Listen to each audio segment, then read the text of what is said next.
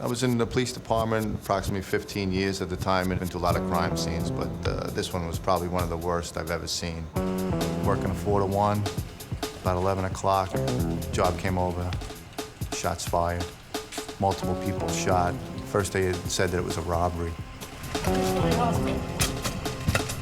As I get there, they're actually dragging one of the victims out, a survivor. He's on his way to the hospital. They're telling me he's not gonna make it. He got multiple gunshot wounds all over him. They tell me to go into the back. That's where most of the scene is. In the back room, there's a huge stainless steel walk-in refrigerator. Laid down on the floor is 4 bodies, shot multiple times, shell casings everywhere. The only witness that we had saw a bunch of kids coming out of this bodega carrying a safe. He said it looks like the safe was way too heavy for them because they dropped it. In fact, when they dropped it, I think he said it dropped on one of the kids' ankles.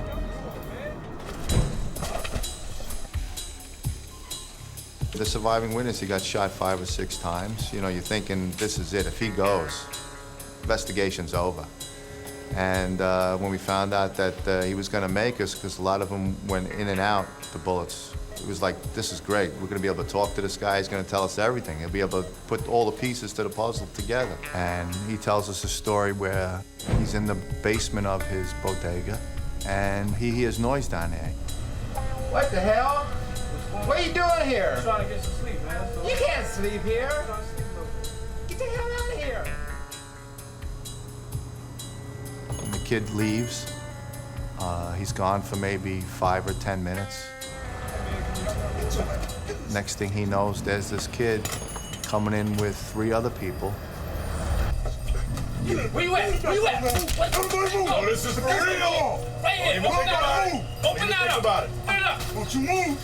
Don't you move! What's this? Stuff it in here. No, Cash! Don't get your ass in the back, man!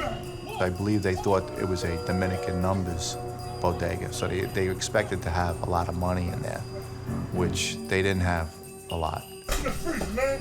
Hurry up! Hurry up!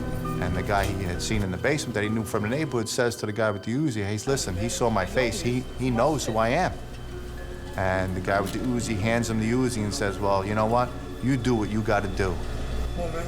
Handle that, man. Hurry up. Take care of business, man. Let's go.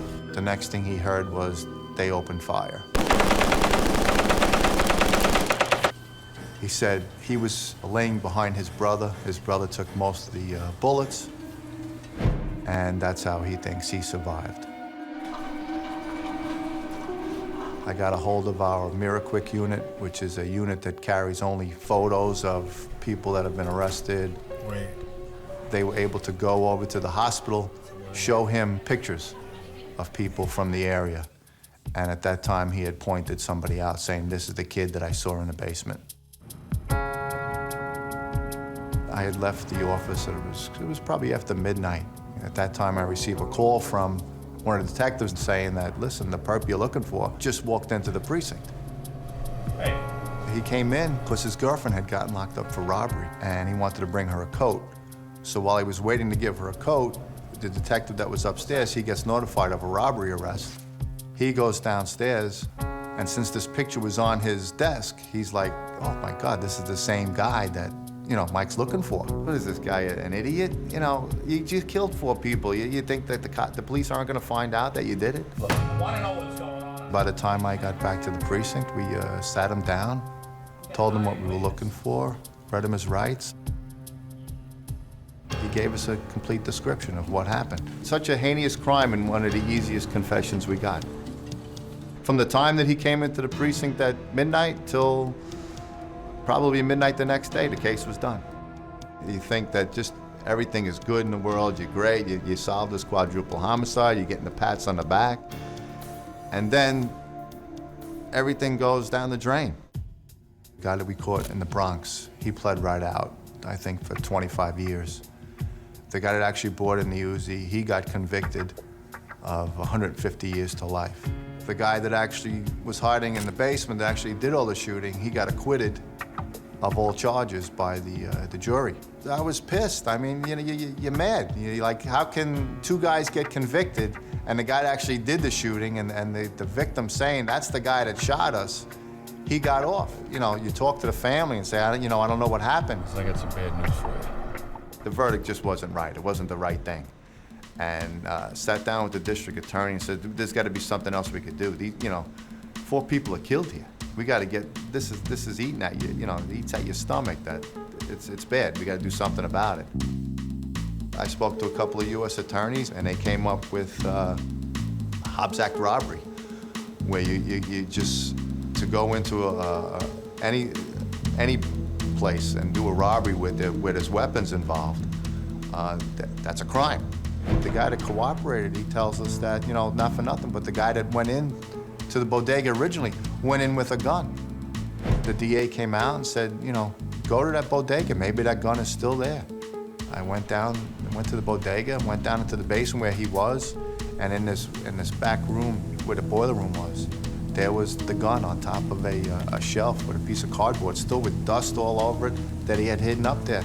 I said, no, this is it. This is all we need. This is proven that he went in there. And we talked to the U.S. attorney.